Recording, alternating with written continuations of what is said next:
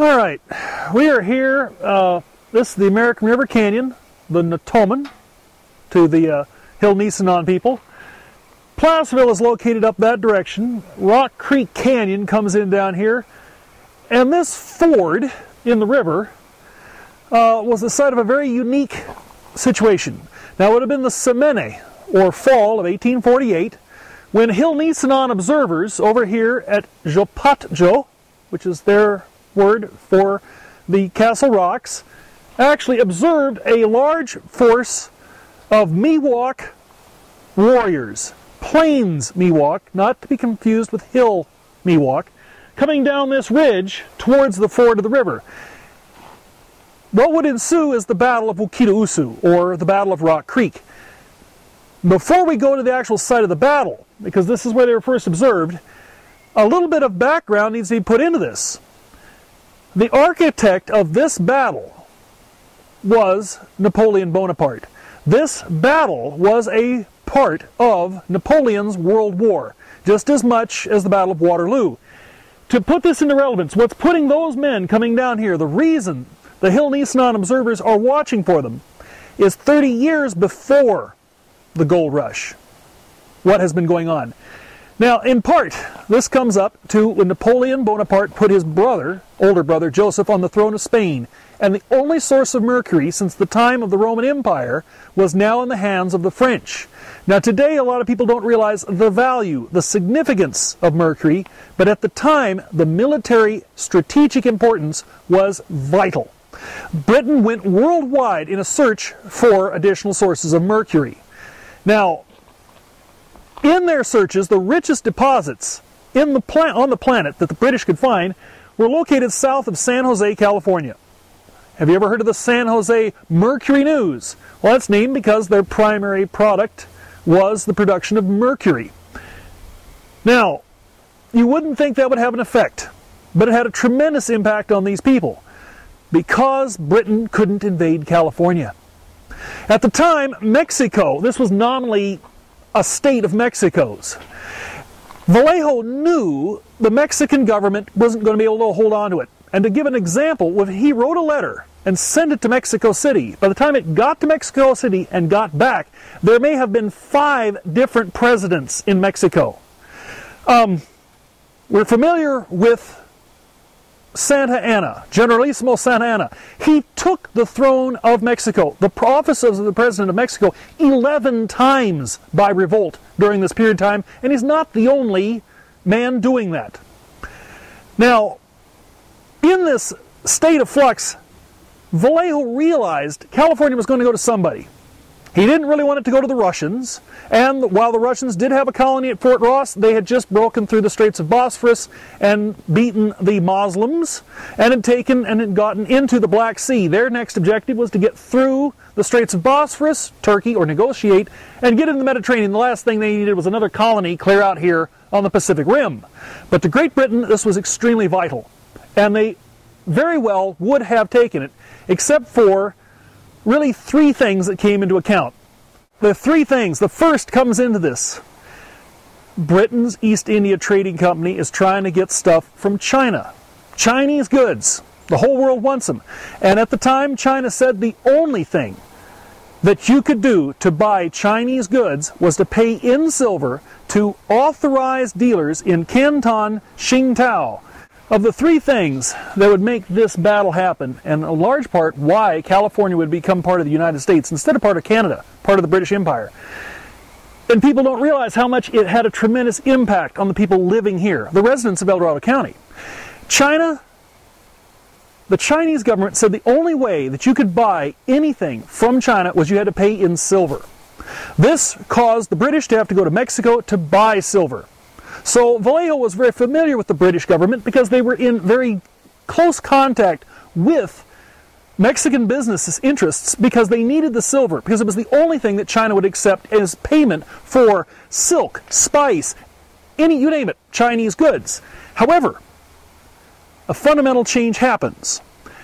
The Chinese will take opium. Not the officials, but the illegal drug gangs. Gee, does this sound familiar? Well, they found that they could grow opium in their Indian colonies, the East India Trading Company. This opium was being grown and processed in India, then taken to an island off the southeast side of China, run by the Chinese gangs in the mainland China, where it was sold for Chinese silver, which then the East India Trading Company could use to buy goods with. This caused the British to take over larger and larger areas of mainland India. However, here comes two men that are they're unsung, no one realizes, but they inadvertently set California up to become part of the United States. One is Bernardo de Silva. He was the Portuguese governor of Western India, Goa. And in the 451 years that Goa was a Portuguese colony in India, he was the first and the only governor to be of Indian descent. He did not like to see so many independent Hindu or Indian states falling and becoming part of the British sphere of their colony. And as governor of Goa, he wasn't about to take on the British there, but he had authority over the East African colonies of the Portuguese, which would later become Mozambique. And he authorized the sale of firearms to the African natives as a way of drawing British forces out of India and into Africa. Here comes the second man. Born out of wedlock, his mother claimed that she was pregnant. And the father's family said, no, you must have an intestinal parasite. The name for the intestinal parasite was Nishaka. Well, turns out Nande was honest, and she gave birth to a little boy who was named after an intestinal parasite, and his name was Shaka. He took his father's tribe, which encompassed approximately 10 square miles, of the Zulus, and within 14 years created an empire larger than the land area of Britain, France, Germany, the Netherlands, and Belgium, as well as Holland and Denmark combined. With an army of over 250,000 warriors, pressing out and expanding into southern Africa, the British needed to put more troops in southern Africa. But when Bernardo de Silva authorized the sale of firearms to them, suddenly the British had to pour an incredible number of troops into southern Africa. That's one of the reasons that California didn't become part of the British Empire. The other is that the Chinese civil authorities had had enough of the drugs coming into their country.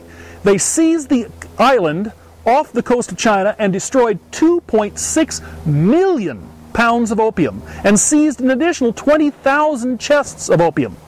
In retaliation, the East India Trading Company invaded Qingdao and Canton and tried to take goods to the equivalent to cover the costs of the opium. And this began the Anglo Chinese War in 1839, 8 years before this battle would occur. The British forces were now tied down in China, India, and southern Africa.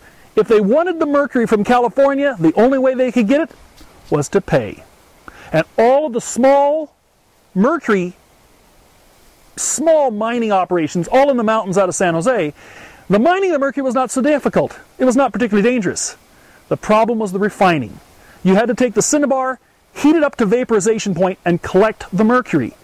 Work in those rooms was a lethal exposure in 4 days. You could live for a week, you could live for a month.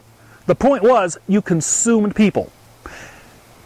The Miwok, especially the coast Miwok, had always practiced slavery, as did all Pacific Northwest tribes on the coast where they were processing salmon in basically an urban environment, all the way to Alaska. Few people are aware of how prominent Indian slavery was. In Alaska, the Tlingit, to mark a slave, they notched the ear and blinded the right eye so that they could identify the slave from another Indian.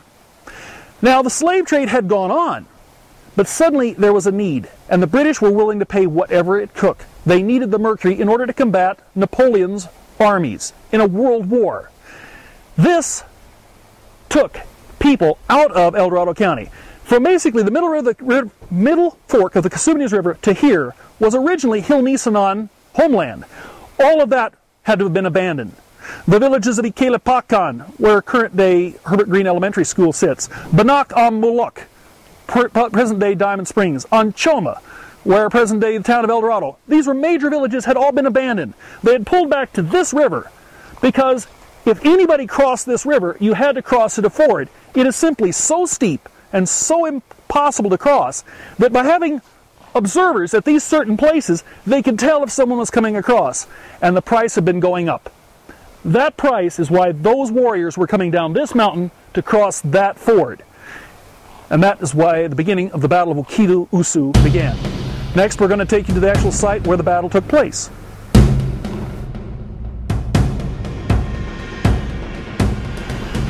This behind me, and going on up into Rock Creek Canyon, is the actual battle site of Wakido-Usu.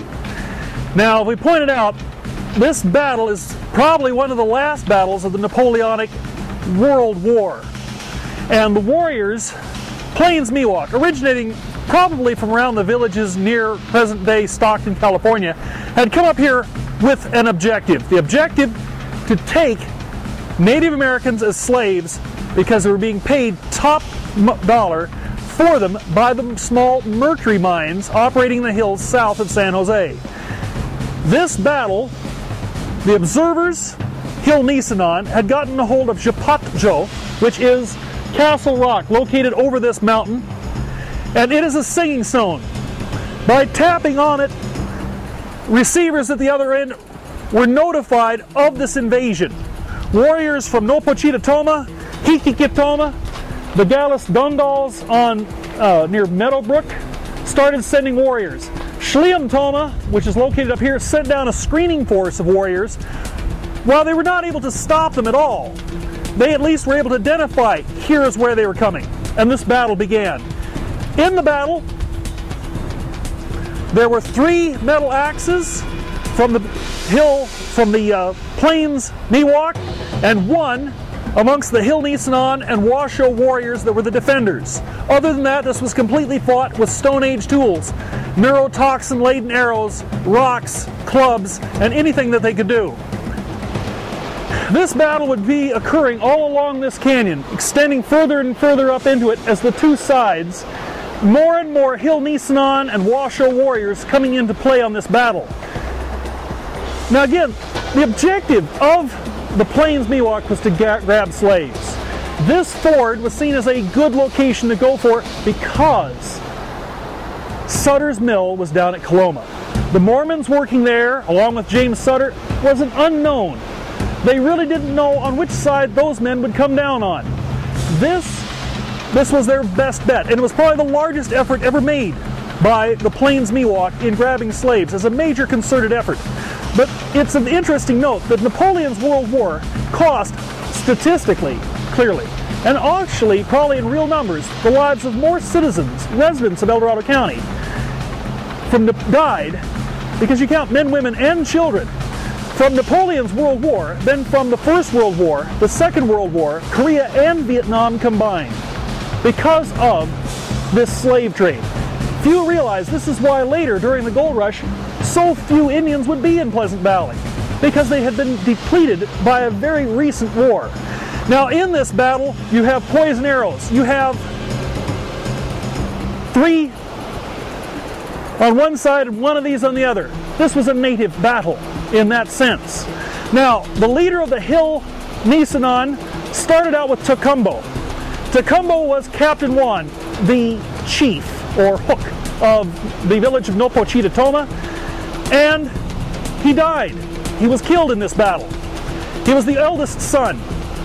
Coppa Hembo was probably a co-authority, but as he arrived, probably midpoint of the battle, he came to be the man in charge. And he led his Hill Nisenan and Washoe warriors, and while they were outnumbered by the Plains Miwok, it became more and more evident, as more and more warriors kept coming in and joining the fight, that the Plains Miwok would not get their objective. Their objective was slaves. This wasn't just a for-blood battle. As more and more warriors kept coming in, the Plains Miwok decided to pull back and come back here and recross the Natoman River, or American River, onto their side. Few people realize how prolonged this battle was. It ranged approximately 1 mile up and down this river canyon. You can see from here how steep this is. It limits your travel, and those who are coming down from the top have the distinct advantage they would in any battle. And this fight, this battle, left a dramatic impact on the tribes in the whole region. It would be this, would be the last major battle in this war that had been going on really since approximately 1820. And its impact on the county and what later gold seekers and others would see has never been really taken into account of. That the impact of this war, and particularly these battles, they didn't realize what had been going on.